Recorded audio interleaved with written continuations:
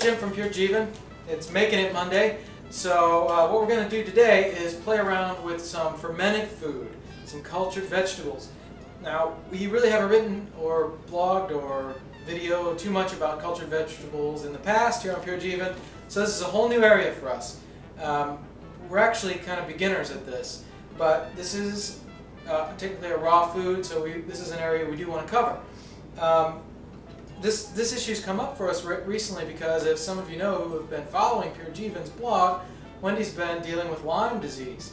And so as part of that, which is a very serious disease that you have to really kind of be proactive with, and as part of the overall regimen, you know, there's Western approaches, and then there's Eastern approaches, and there's alternative approaches and so forth.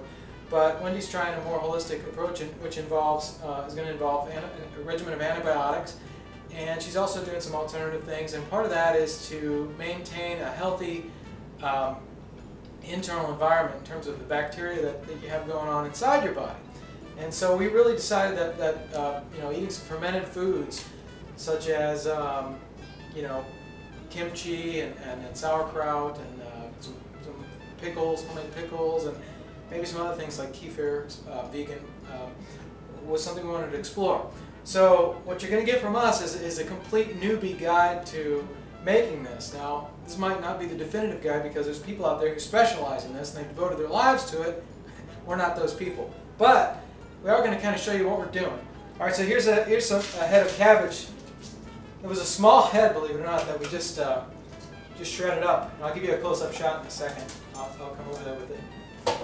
I wanted to also mention while we're doing this that we personally only use organic ingredients. So everything you're going to see here, and we highly advise that you look into this as well if you don't know much about it, but that we pretty much only use organics. So this is some shredded cabbage. Does it look good on screen? Yeah. Yeah. What's neat about this is this literally took I mean, after I washed it, took about a minute, but once I put this into the food processor, it literally only took about 20 seconds to get this whole bowl. So now we're going to do some more stuff. Okay, first thing we're going to make is a very simple sauerkraut, which we're basing on a brand we bought in the store.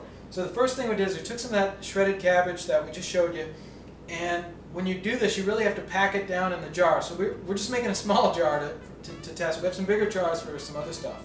But to test this out, just some plain sauerkraut, what we did is we emptied this jar of some other sauerkraut that was in there, and then we took our cabbage and we packed it in until there was about an inch of space left at the top. We really packed it in there. The reason we did that is because then we'd empty it back out into this bowl, because we know how much would fit into the jar. Because right now we're still new at this, so we need to kind of reverse engineer it a little bit.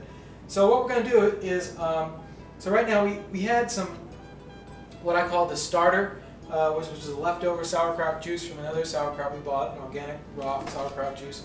And then we have our plain shredded cabbage we just did. I'm going to add just, you know, a little bit of salt. I don't know how much, maybe a teaspoon or a little bit more. You think that's good, Wendy? Yeah. Okay. I'm going to add just a few shakes of caraway seed. Caraway seed is a traditional spice that you'll find in sauerkrauts. And also a little, we didn't have any dill, fresh dill, but we had some dill weed, which is a traditional flavoring as well. So I guess that's about it. We're just going to mix this up, and then we're going to stuff it back in the jar, and that's going to be our first try.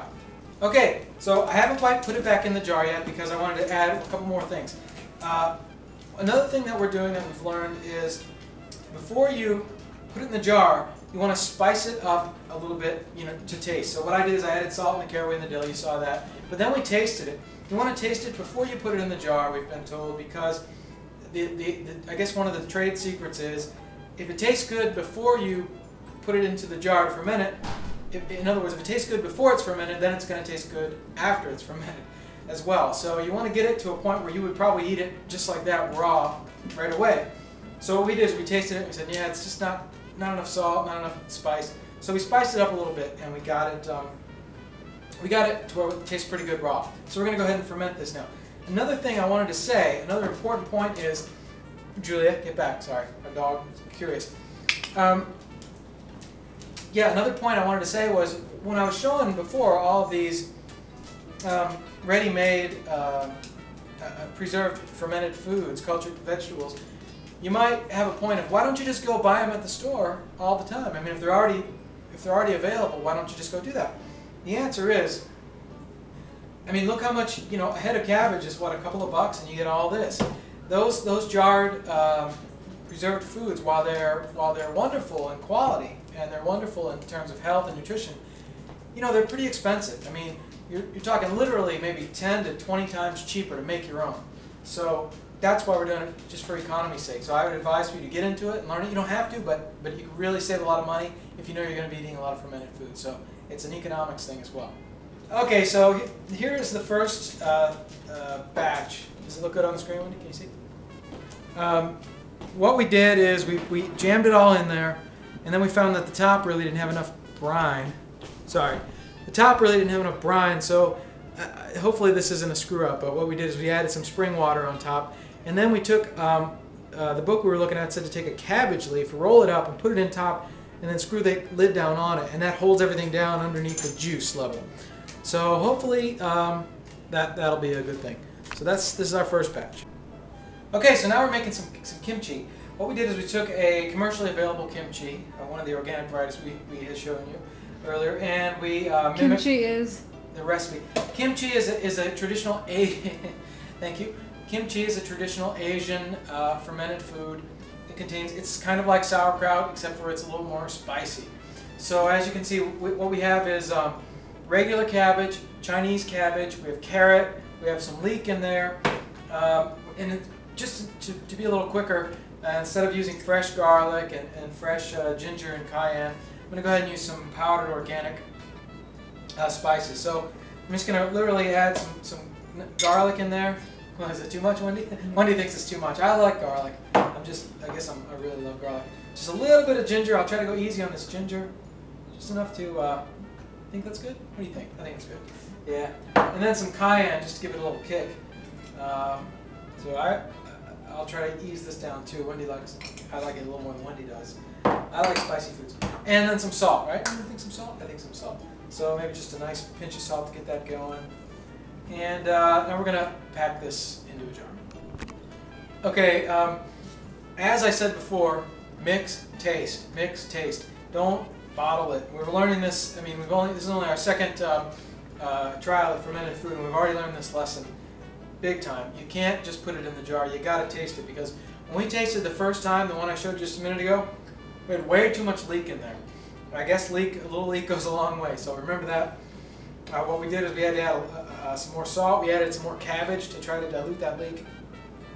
We actually added a little more of everything, except not the leek. So now we have it down to, if you can see that, it's real pretty.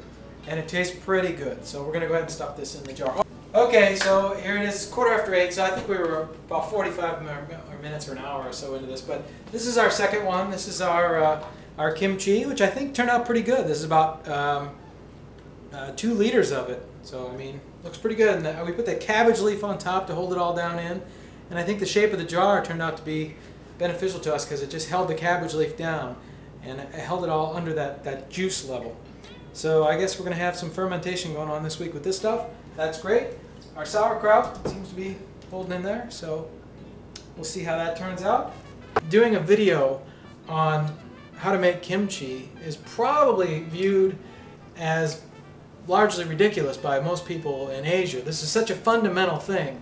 It'd be like if I were an American teaching how to make a peanut butter and jelly sandwich. It's really that fundamental, and yet here we are at square one. I mean, I guess you have to start sometime with everything, so we're starting today. So hopefully we didn't screw up too badly.